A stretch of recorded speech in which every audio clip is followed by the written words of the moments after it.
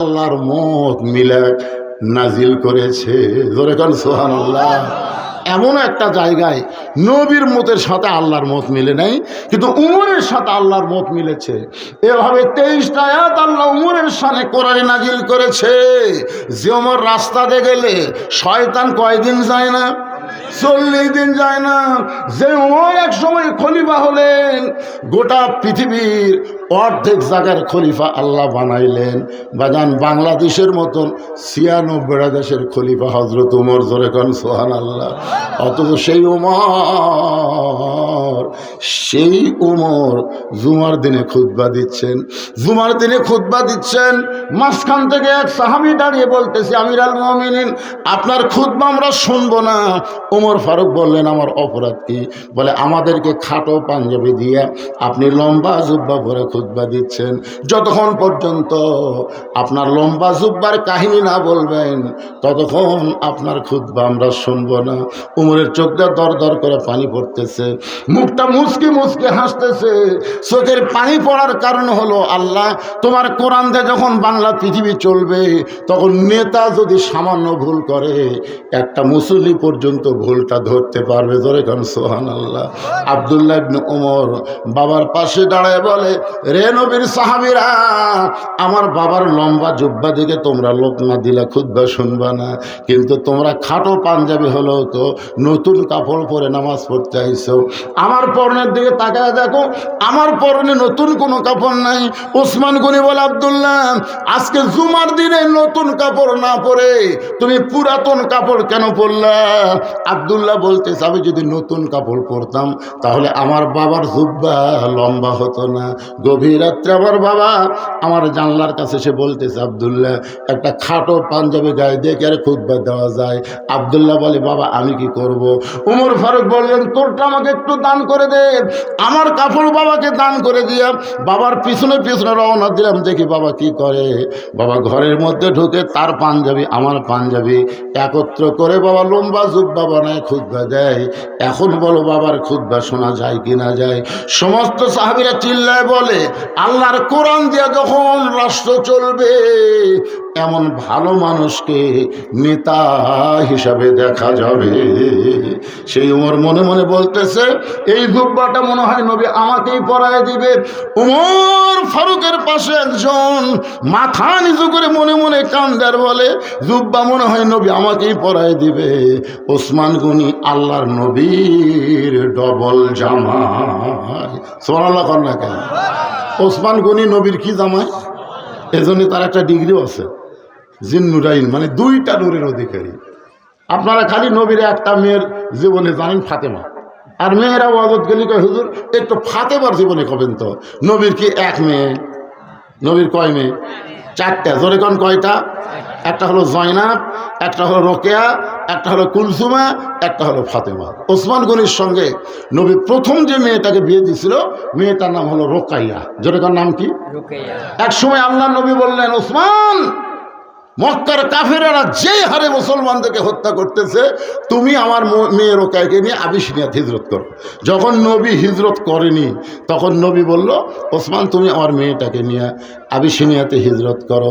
নবীর মেয়ে রোকাইয়াকে নিয়ে ওসমান গনি আবিসিনিয়া হিজরত করলেন। কিন্তু আবিসিনিয়ার আবহাওয়া নবীর মেয়ে রোকাইয়া সহ্য করতে পারলেন না।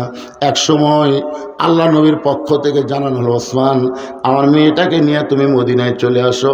অতি সত্বর আমিও নবী মদিনায় আসতেছি। ওসমান গনি নবীর মেয়ে রোকেয়াকে নিয়ে যখন মদিনার দিকে রওনা দিলেন, রাস্তার মাঝখানে অসুস্থ হয়ে গেলেন। এই অসুস্থ অবস্থায় রোকেয়া দুনিয়া থেকে বিদায় নিলেন। নবী যখন মদিনায় হিজরত করলেন, করার পরে বললেন, আমার রোকেয়াকে আমি দেখতে চাই। অনেক দিন হলে রোকেয়াকে আমি দেখিনি, আজকে আমি আমার মেয়েটাকে দেখতে চাই। আবু আয়ুব আনসারীর বাড়িতে নবী বসলেন। এমন সময় ওসমানকে ডাকা হলো। ওসমান গনি নবীর পায়ের কাছে বসে কাঁদতেছে। আল্লাহ নবী বললেন, আমার রোকেয়া কোথায়? বলে, ইয়া রাসূলুল্লাহ, রাস্তার মাঝখানে রোকেয়া দুনিয়া থেকে বিদায় হয়ে গেছে। নবী বলে, ওসমান কান্দো না, আমার আর একটা মেয়ে আছে, আমি সেই কুলসুমাকে তোমার সঙ্গে বিয়ে দিব।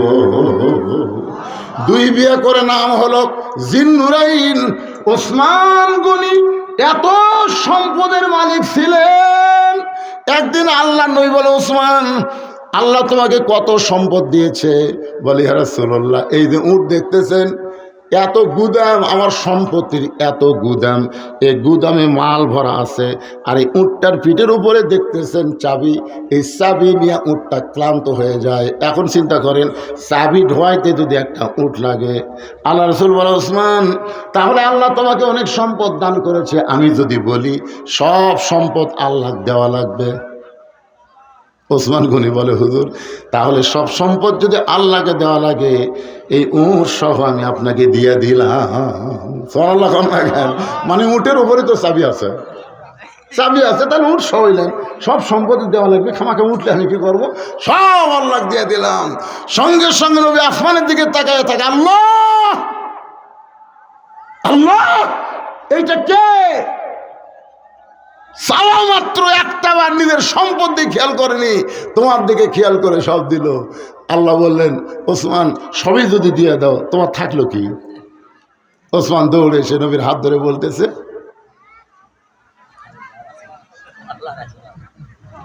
রাসূল ভাই কি বুঝাচ্ছে?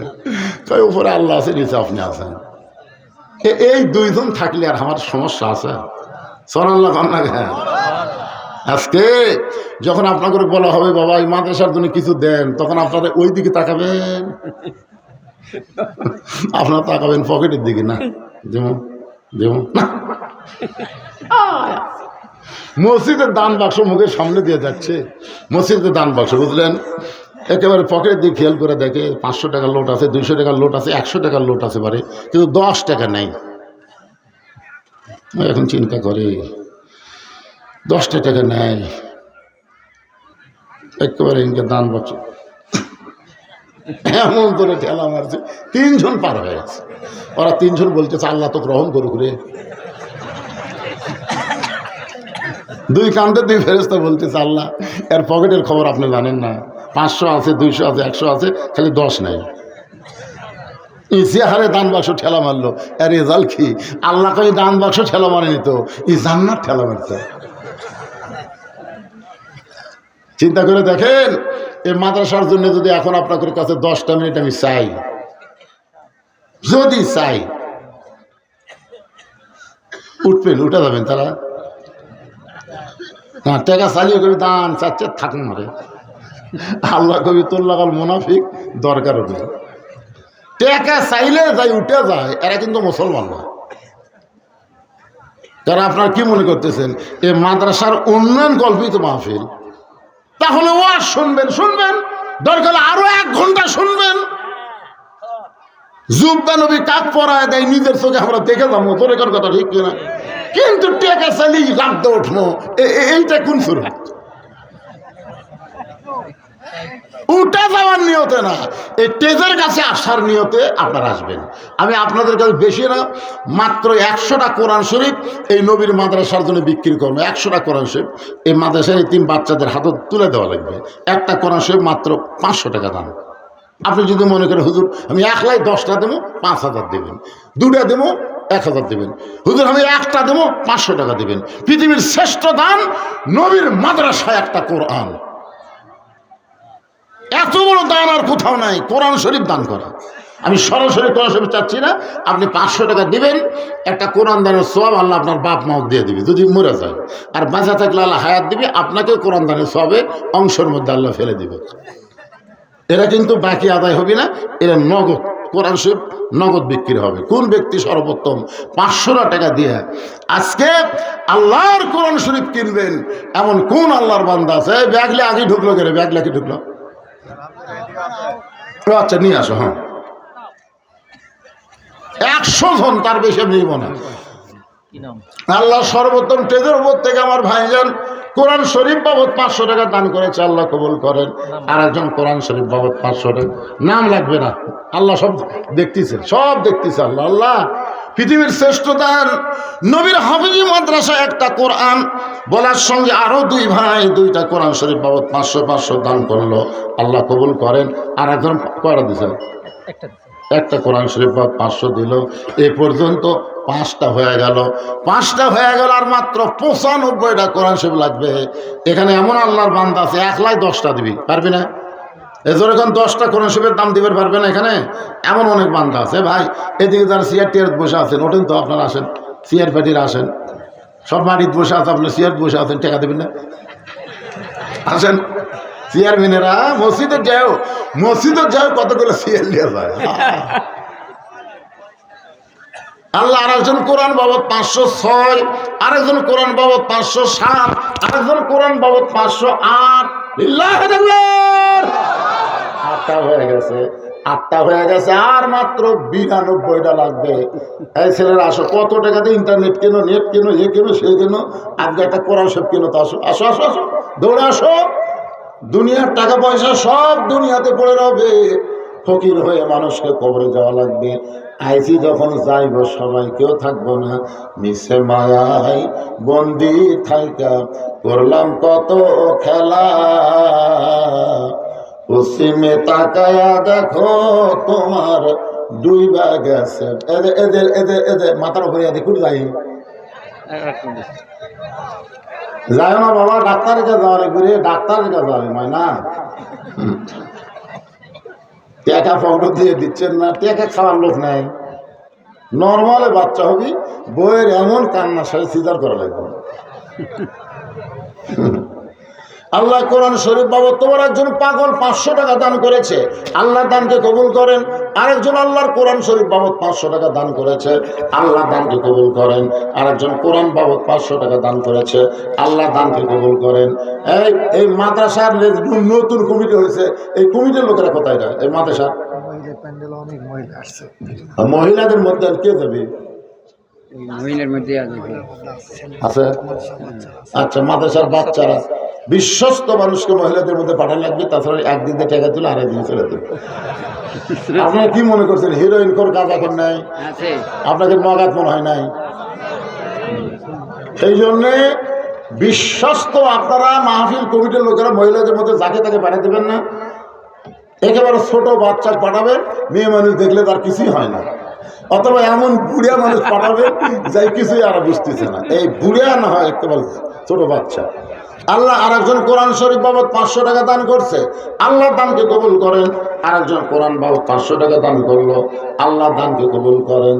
দানকারী গো পিতা মাতা, সুখে রাইখো কবরে, নূরের টুপি পরাইয়া উঠাবেন রোজ হাসরে। আমি যে ঘরে আমাকে বসতে দিয়েছিল, মাদ্রাসার ঘর, ওই ঘরে তো আমার জানলা নাই, বুঝলেন? আমি বাতাস পিপির করে আসে যায়, ওরা যে চাদর টাঙ্গে হচ্ছে তো আমি জানি না। পরে ঠান্ডা দিকে কেড়ে এই দুটা জানলা, দুটা ঠাই দেওয়া লাগবে, ঠাই মনে হয় ইয়ে লাগাছে আর কি। আপনার জানলা গ্রিল লাগায়নি? গ্রিল লাগানো আছে, খালি ঠাই লাগা লাগবে, ঠাই।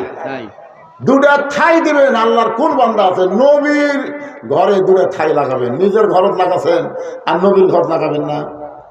দুটা ঠাই। আল্লাহ তোমার একজন বান্দা 100 টাকা দান করছে, 100 টাকা যেগুলো দিবেন 100 200 এগুলো দান, আর 500 টাকা হলো কোরআন। এদিকে সব কোরআন শরীফ আর এদিকে সব দান শরীফ জেনে দেন। আপনি 100 বারেন 200 বারেন দেন, দেন দেন, সবাই দেন ভাই, দেন দেন, আল্লাহর রাস্তায় দান করেন।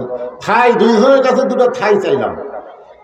এমন কোন আল্লাহর বান্দা নাই যে নবীর ঘর আপনি ঠাই দিবেন, আল্লাহ আপনার বাপ মায়ের কবরকে জান্নাতের বাতাস দিয়ে দিবে। ধরে ধরে আমিন। বাপার কবরকে জান্নাতের বাগান বানানোর জন্য একটা ঠাই দেওয়ার কোন আল্লাহর বান্দা আছে? হুজুর আমরা জানলা তাকে ঠাই দেবো। হুজুর নবীর ঘর। মাদ্রাসা কার ঘর? কথাও কয় না রে বা। মাদ্রাসা কার ঘর? মসজিদ কার ঘর? আল্লাহর ঘর মসজিদ, মাদ্রাসা হলো নবীর ঘর। একটা ঠাই দিবেন এমন একজন আল্লাহর বান্দা আসেন।